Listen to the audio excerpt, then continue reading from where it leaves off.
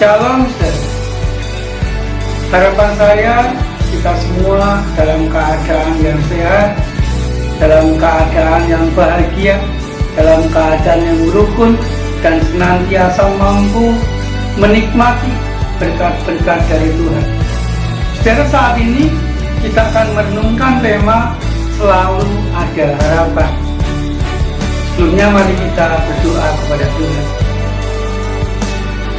Tuhan, kami sekeluarga datang kepadamu bersekutu dan bersama-sama ingin menemukan kehendak Tuhan, dikuatkan dan nantinya dimampukan untuk melakukan firman Tuhan, sehingga kehidupan kami selalu bahagia dan berpengharapan di dalam Tuhan. Di dalam nama Tuhan Yesus Kristus kami berdoa. Amin. Saudara, Lukas pasal 19 ayat 2-4 mengatakan kepada kita demikian, saudara. Di situ ada seorang bernama Zakius, kepala pemungut cukai, dan ia seorang yang kaya. Ia berusaha melihat orang apakah Yesus itu, tetapi ia tidak berhasil karena orang banyak, sebab badannya pendek. Maka berlarilah ia mendahului orang banyak, lalu manjat pohon ara untuk melihat Yesus yang akan lewat di situ. Demikian jauh pembacaan firman Tuhan. Kita akan bahagia, kita akan kuat ketika firman Tuhan sungguh-sungguh kita lakukan dalam kehidupan kita hari demi hari. Amin. Saudara, Zakius, walaupun dia seorang yang kaya, tetapi pada waktu itu dia tidak mengalami kehidupan yang tenang, tidak mengalami kedamaian, tidak mengalami sukacita, karena dia dikucilkan, dianggap sebagai seorang penjahat oleh orang-orang sekitarnya karena pekerjaannya sebagai seorang pemungut cukai. Saudara, ketika dia mendengar kabar bahwa Tuhan Yesus, orang yang menerima semua orang tanpa kecuali, mau bergaul dengan semua orang itu, datang ke kotanya. Saudara, bacaan kita tadi mengatakan Zakius berusaha melihat Tuhan Yesus. Artinya, saudara, Zakius mempunyai keinginan yang sangat besar untuk bertemu dengan Tuhan Yesus, untuk melihat Tuhan Yesus. Pertanyaannya mengapa?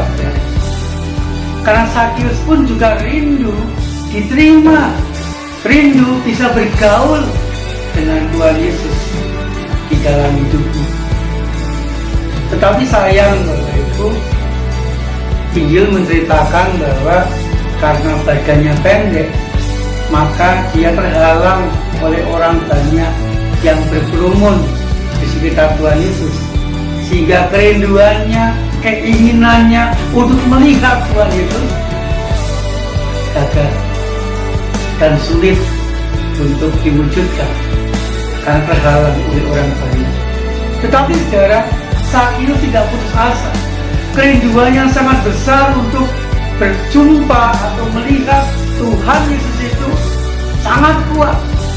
Kemudian dia berpikir, berusaha mencari jalan keluar untuk melihat Tuhan Yesus. Dan dia punya cara. Dia berlari mendahului orang banyak.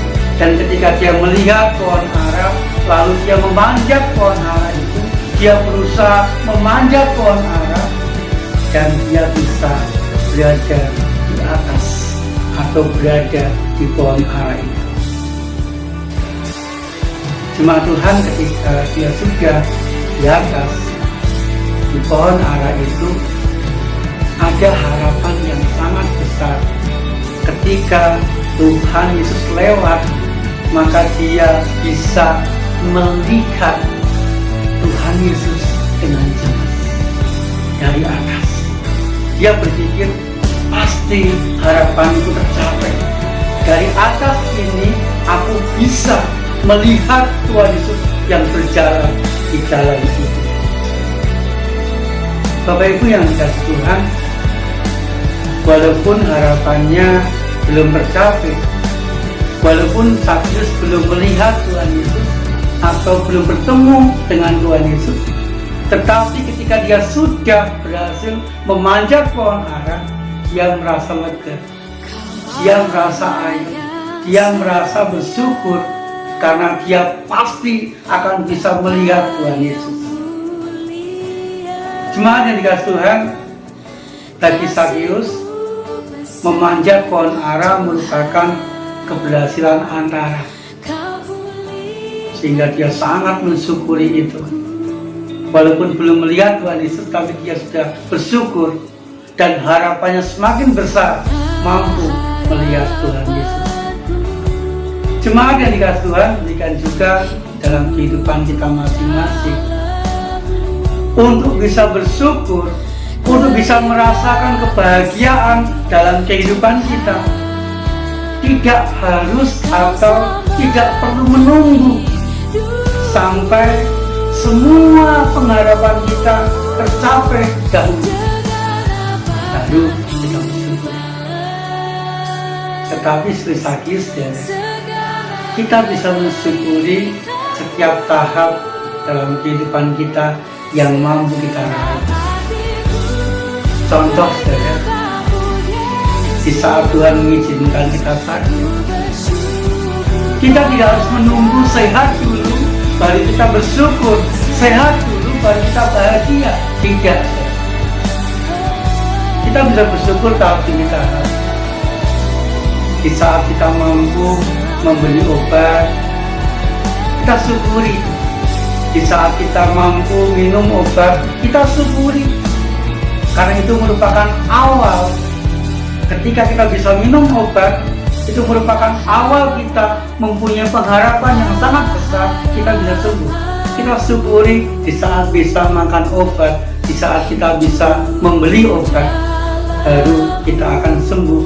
Dan syukur kita itu akan luar biasa. Demikian juga, saudara, mari kita belajar mensyukuri mulai dari pekerjaan yang Tuhan berikan. Kalau Tuhan masih memberikan kesempatan kita bekerja, mari kita syukuri sebagai anugerah yang luar biasa. Kemudian kita bekerja dengan setia, bekerja dengan sungguh-sungguh, lalu kita mendapat rezeki, syukur akan bertambah. Mulai bersyukurlah ketika masih dapat bekerja. Kemudian, saudara, di saat kita punya masalah, di saat kita mempunyai kesulitan itu, mari kita mulai bersyukur kepada Tuhan. Di saat kita dimampukan Tuhan untuk setia menghadapi, di saat kita diberi kekuatan oleh Tuhan untuk menghadapi pergumulan demi pergumulan, walaupun masalah kita belum selesai, mari kita tetap bersyukur karena kekuatan, karena kesetiaan, karena ketabahan yang kita lakukan, sehingga kita akan berhasil. Kemudian, saudara, walaupun semua harapan atau pengharapan kita belum bisa kita raih, mari kita belajar bersyukur, dimulai dari sesuatu yang masih bisa kita nikmati, sesuatu yang masih bisa kita raih, sesuatu yang masih bisa kita miliki, walaupun belum semua pengharapan kita dapatkan. Tetapi kalau ada sesuatu yang masih bisa kita raih, masih bisa kita nikmati, mari kita belajar bersyukur karena itu. Sehingga Bapak Ibu, kalau kita mau bersyukur dari setiap tingkatan atau level atau anak tangga dalam kehidupan kita, kita syukuri apapun yang kita raih, kita syukuri apapun yang dapat dilakukan, kita syukuri, maka kita akan merasa selalu ada harapan. tidak akan putus asa dengan ucapan-ucapan syukur kita. Sehingga Bapak Ibu, mari saya mengajak kita semua di masa pandemi corona yang juga belum membaik ini, mari kita mensyukuri apa yang masih bisa kita nikmati, apa yang masih bisa kita kerjakan dalam kehidupan kita, apa yang masih bisa kita raih, kita miliki dalam kehidupan kita. Apapun itu kita syukuri, sehingga kita akan tetap mempunyai pengharapan kehidupan yang lebih baik di hari-hari yang akan datang. Mari kita berdoa.